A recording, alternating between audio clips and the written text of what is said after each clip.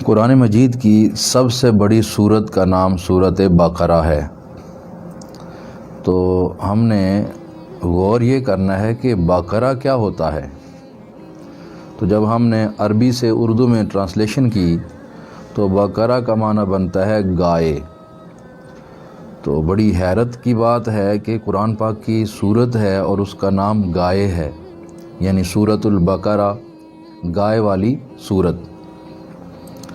تو دیکھنا یہ ہے کہ یہ گائے کیسی گائے ہے، اس کا ذکر قرآن مجید کی سب سے بڑی سورت میں آ رہا ہے۔ تو اس کا پس منظر کچھ ایسے ہے کہ بنی اسرائیل میں ایک ولی اللہ تھے، یہ ان کی گائے تھی۔ ان کے ہاں یہ چھوٹی سی بچڑی تھی اور ان کا بیٹا چھوٹی عمر کا تھا۔ جب ان کو معلوم ہوا کہ میری موت کا وقت قریب آ گیا ہے تو وہ گائے کی چھوٹی سی بچڑی کو لے کر جنگل میں لے جا کر اللہ کے سپرد کرتے ہیں کہ اے میرے اللہ، جب میرا بیٹا جوان ہو جائے گا تو تب وہ اس گائے کو لے جائے گا، تب تک میں تیرے سپرد کرتا ہوں۔ وہ وفات پا گئے۔ وفات پانے کے بعد ان کا بچہ آہستہ آہستہ بڑا ہوا، جوانی کی طرف بڑھا اور وہ گائے بھی جوان ہو گئی۔ تو ایک دن اس بچے کی ماں نے بتایا کہ آپ کے والد نے آپ کے لیے ایک گائے جنگل میں چھوڑی ہوئی ہے، تو آپ جائیں اور اس گائے کو آپ اس طرح پکارنا کہ اے ابراہیم و اسماعیل اور اسحاق کے رب، وہ گائے میرے حوالے کر دے۔ تو وہ لڑکا گیا جنگل میں، جا کر اس نے آواز لگائی، ایسے ہی اللہ کا نام لیا اور حضرت ابراہیم و اسماعیل و اسحاق علیہم السلام کا تذکرہ کر کے رب سے عرض کی، تو وہ گائے اس کے پاس آ گئی۔ اس نے وہ گائے پکڑ لی اور گھر لے آیا۔ والدہ نے کہا کہ ہمیں چونکہ اب رقم کی ضرورت ہے تو آپ ایسے کریں کہ یہ گائے منڈی میں جا کر بیچ آئیں۔ وہ لڑکا گائے لے کر نکلا تو راستے میں اسے ایک سفید لباس میں ملبوس نورانی چہرے والا شخص ملا۔ اس نے پوچھا، یہ گائے کدھر لے کے جا رہے ہو؟ اس نے کہا کہ یہ بیچنی ہے۔ تو اس نے کہا مجھے بیچ دو۔ اس نے کہا میں نے تو بیچنی ہے، آپ کو دے دیتا ہوں۔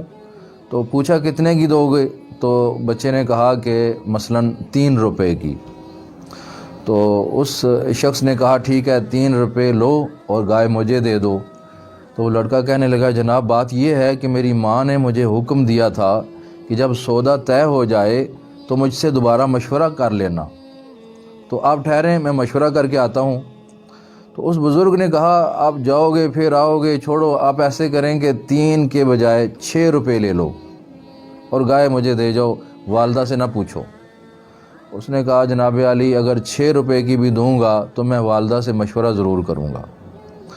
تو اس بزرگ نے کہا اچھا ایسے کرو، 12 روپے لے لو، تو مجھے ادھر ہی گائے دے دو اور ادھر ماں کے پاس آنے جانے کا ٹائم ضائع نہ کرو۔ تو آپ اندازہ لگائیں کہ قیمت کتنی بڑھ گئی ہے۔ اگر ہمارے جیسا کوئی ہوتا تو ہم کہتے کہ ماں کو پھر راضی کر لیں گے، یہ تو 3 کی بجائے 12 روپے میں بک رہی ہے، لیکن وہ فرما بردار تھا۔ اس نے کہا جناب 12 کی بھی دینی ہے نا تو ماں سے ضرور پوچھوں گا۔ تو اس شخص نے کہا میں کوئی انسان نہیں ہوں، میں اللہ کا فرشتہ ہوں، تیری آزمائش کے لیے آیا ہوں کہ تو اپنی ماں کا کتنا فرما بردار ہے، لہٰذا گائے واپس لے جاؤ۔ اس گائے کی بنی اسرائیل کو ضرورت پڑے گی، جب وہ تیرے پاس لینے کے لیے آئیں گے تو آپ ان سے کہنا کہ اس گائے کی کھال سونے سے بھر کے دو، یہ اس کی قیمت ہے۔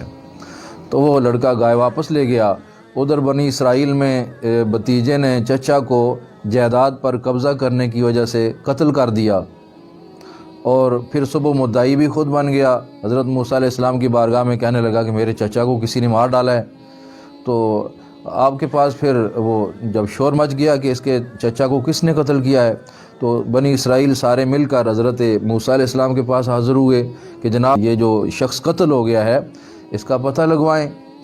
تو آپ نے فرمایا کہ اللہ تعالیٰ فرما رہا ہے کہ تم لوگ گائے ذبح کرو اور اس گائے کا گوشت اس میت کو لگاؤ، تو میت خود ہی بتائے گی مجھے کس نے قتل کیا ہے۔ تو انہوں نے اب سوال کرنے شروع کر دیے۔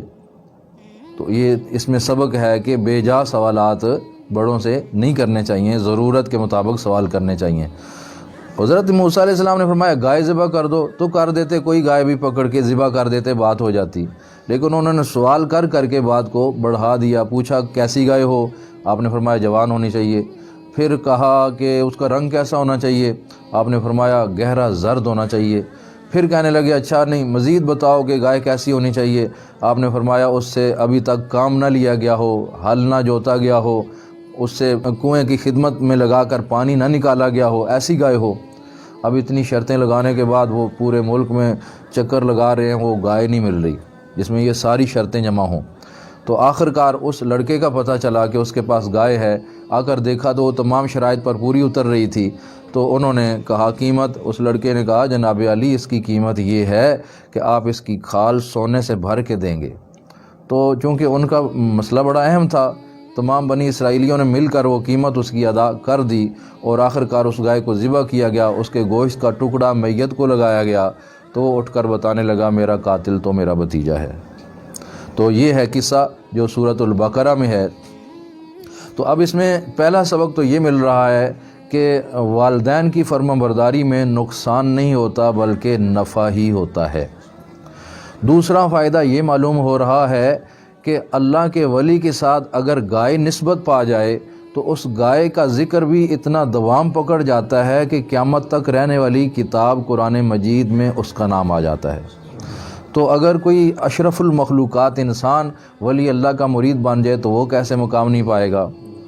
اگلا فائدہ یہ ہے کہ اگر ولی اللہ کے ساتھ منسوب جانور ہو تو اس کا ذکر کار ثواب ہو جاتا ہے، تو خود ولی اللہ کی یاد منانا پھر ثواب کا کام کیوں نہیں ہوگا۔ اور اگلا فائدہ یہ ہے کہ ولی اللہ کے ساتھ گائے منسوب ہو جائے تو وہ گائے ذبح ہو جائے، یعنی وفات پا جائے، وفات پانے کے بعد بھی اس کا گوشت جو ہے وہ مردے کو زندہ کر رہا ہے، تو اگر ولی اللہ کے پاس جو بیٹھنے والا مرید ہے اس کا دل جو مردہ ہے وہ کیسے زندہ نہیں ہوگا۔ اگلا فائدہ یہ ہے کہ بنی اسرائیل کے ولی کی گائے جو ہے اس کا نام اگر قرآن پاک کی صورت کے نام پر آ جائے، قرآن پاک جو کلام الہی ہے اس کی صورت کے نام پر اگر بنی اسرائیل کے ولی کی گائے کا نام آ جائے تو کچھ حرج نہیں ہوتا۔